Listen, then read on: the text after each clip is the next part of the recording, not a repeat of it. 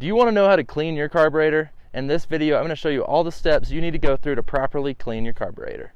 What's up guys, I'm Dakota Freeman and welcome to the Rad Adventure Dude channel. If you haven't hit the subscribe button yet, make sure you hit that and ring the bell so you don't miss out on any of my future dirt bike riding tips. So this video is going to show you the steps you need to go through to properly clean your carburetor. This could help you get your bike started if it doesn't want to run, or if you just simply want to make it run better. Other things that we could do with our carburetor when we're cleaning this is to rejet it. Rejetting our carburetor is how we adjust it for different altitudes, and this is really going to help you improve your dirt bike. So whenever we're going to clean our carburetor, the first thing we're going to have to do is take everything off around it. This way we can get to our carburetor, take it apart, and actually be able to clean the inside components. So whenever we're cleaning out the carburetor, we're going to take the bottom bowl off of the carburetor. This is going to show the jets inside the carburetor and also show you if you have any gunk or even water down in your carburetor. This bottom bowl is going to really tell you what's going on with the fuel going into your bike. So now we want to actually go through and take the carburetor off the bike so we know what's going on inside of it. When we pull the carburetor off, there's going to be two different bolts around the outside of the carburetor. On either side, you're going to have to loosen these screws, and once you undo these screws, you're going to be able to wiggle your carburetor and be able to pull it off the bike. It's still going to have the fuel line and other hoses connecting it to the bike. This just makes it much easier for us to hold it and be able to see what's going on inside our carburetor. Once we get the carburetor off, we're going to want to drop the bottom bowl off the carburetor.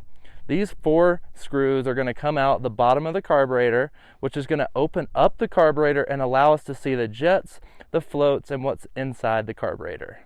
This bottom bowl is going to be huge to letting us know what's going on with our fuel and if there's any debris getting inside of our motor. So when we take this carburetor bowl off, we want to look at the gas in the bottom of it, make sure there's no water or dirt floating around in here. It should be very clean and good gas. You can then go through these different pieces and be able to spray them out to make sure if there is any gunk that we get it removed from the carburetor. Now that you've taken the bottom bowl off the carburetor and you look back at the top part of the carburetor, you're going to see all the jets and floats that are in the carburetor. So while you have it all pulled apart, we're going to want to clean all these parts very good to make sure there's no debris or dust or anything like that left inside the carburetor. Once we have everything clean and we've dried it all out properly, we're going to want to reassemble our carburetor. Reassembling the carburetor, we're just going to put the main jet back in, we're going to put our bowl back to the bottom of the carburetor, and the most difficult part of this is if you pulled the carburetor out from the bike, is going to be probably to put it back into the bike. It's going to be a very tight squeeze, and doing this is going to be kind of difficult.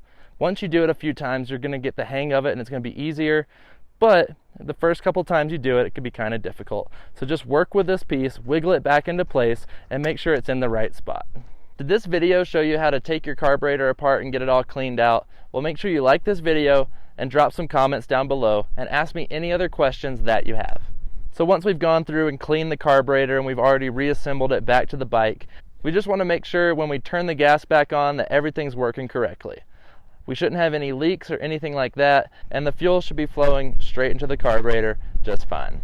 If over time you find debris in the carburetor bowl, a good thing to do is to add a fuel filter to your gas line, where it comes out of your tank and before it goes into your carburetor. This way, it will actually filter your fuel before it even goes through your carburetor. This will just collect any debris or dust that could potentially be in the fuel or in the gas tank.